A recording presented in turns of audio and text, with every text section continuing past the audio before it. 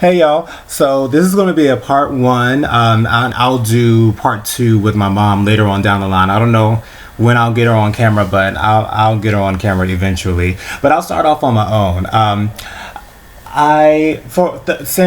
Since about second grade, I knew that I was different, and surprisingly, the way that I realized it was when kids started to bully me and started to tease me about me being different, about me kind of talking differently, about me having a lot of female friends in class. In first grade, I actually there was this classmate that I had. Her name was Anida, and she had this beautiful long hair. And you know how you'd have story time, and all the kids would sit on the carpet, and the teacher would read. And I remember I always used to sit behind her so I can kind of braid her hair or whatever. I don't know. That's the furthest back that I can remember about kind of being different. And what caused me to start to recognize it was when I started to be bullied about it in second grade. That's when I specifically remember the bullying to be the bullying beginning, and then it kind of built from there. Went on through the end of elementary school, went right into middle school, and of course for many of us, the worst years were definitely the latter portion of my middle school years, especially seventh and eighth grade. That's when it was the worst, and that's when I was at my lowest, and that's when I was the most depressed about it. And that was the time when I was actually suicidal. And surprisingly, that was the beginning of the end of the worst, because by the time I got into ninth grade and 10th grade, it almost stopped, to be honest. It never really stopped. Of course, even to this day, there are people that think what they think about us, but now that's neither here nor there. But again, I always kind of knew that I was different, but I didn't recognize that there was a same-sex attraction attached to it until I was in about middle school, I think. Of course, my mother always knew. It took me a long time to eventually come out to her, but she pretty much always knew. And with me, it was one of those obvious situations. Of course, there are many of those in the LGBT community that don't fall into the category of being one sex and kind of having tendencies of the opposite sex, and so for them maybe it's a little bit easier. I don't necessarily know all of those stories, but for those of us males who do have those feminine tendencies, or those females who may have those masculine tendencies, we definitely have a different story to tell. I was scared for a long time that my mother would not want me to live my truth. And that's one of the main things that kept me from telling her. I'm a mama's boy all day long. We've been stuck at the hip since I was very, very, very small, and I've always been very close to her. Even I remember in seventh and eighth grade, when I was going through the worst of the bullying, I used to actually wear my mom's coat in class, because whenever the kids would kind of bully me and talk about me, her coat smelled like her, and so because it smelled like her, I just kind of closed my eyes, and I would imagine that I was home and I wasn't hearing what I was hearing, and I try to block it out that way. So the funny thing is, on top of, besides the whole religion part, which I'll get into that in another video, that's a whole nother subject. Besides the whole religion part, I really just wanted my mother to accept me. That's what I've always wanted her to do. I've always wanted her to be proud of me. And who among us does not want that from our parents? The odd thing is, I didn't feel like I fit into the LGBT community until I was about 18, 19, or 20, and that's because, of course, we don't see ourselves, or especially back in the 90s and early 2000s, we didn't see ourselves in mainstream media in just the regular old way. We'd always see ourselves as extremely feminine, and that's it. And I knew that I had feminine tendencies, but I didn't feel as though I was extremely feminine, what I'd always seen on television, or at that time when YouTube was just starting.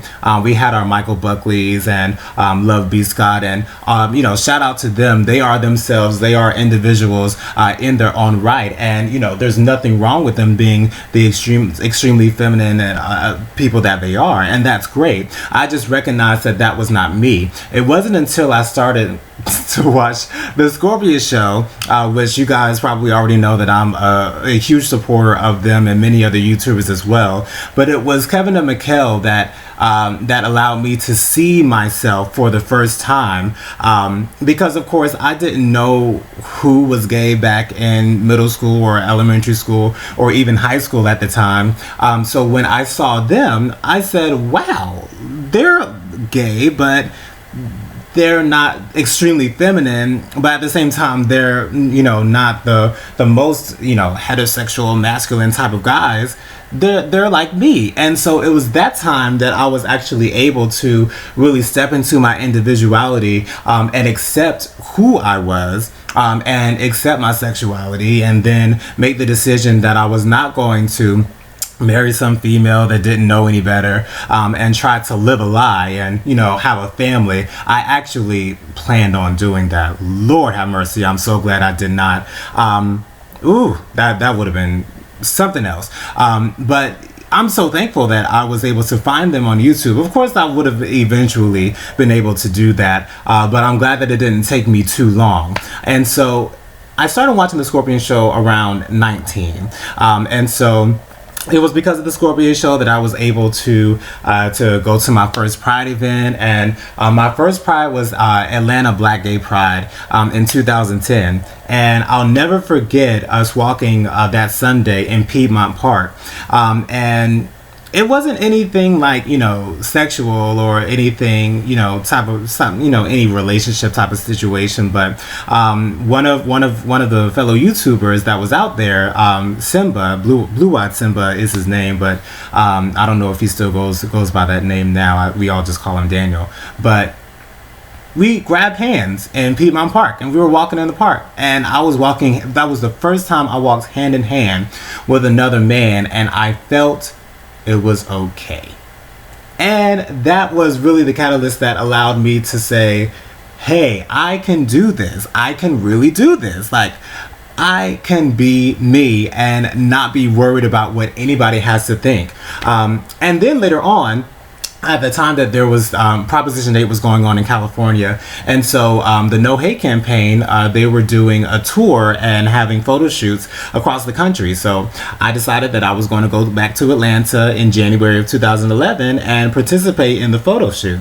And at that time, I really wasn't using Facebook that much, because I kind of used Twitter to be my outlet for, I guess, my gay lifestyle, as some would like to call it. On Facebook, I was friends with my school buddies, and at that time not all of them really knew that I was out, and I also had family on Facebook as well, and so I was nervous about speaking openly about being gay.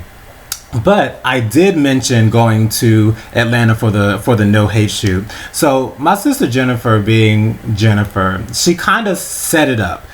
Well, not kinda. She did set it up. It was a Friday night, and Jennifer was going to do something. I don't remember. And my mom and me, we were just at the house, and so Jennifer was like, well, I'm going to leave. Why don't you guys, kind of maybe go out and, talk a little bit. And I knew what she was doing, and around that time she had been telling me that my mom was asking her a lot about me when it came to my sexuality, and whether I was talking to her about it, because I never talked to my mom about it before, and at this time I was 21.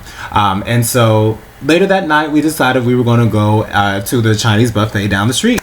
And so the way my mom brought it up was she saw on Facebook that I was going to go to Atlanta for the No Hate photo shoot. And when she mentioned that, the tears started to roll. And from there on, I was just bawling the whole time. Because before that happened, I was watching videos on YouTube of other coming out stories.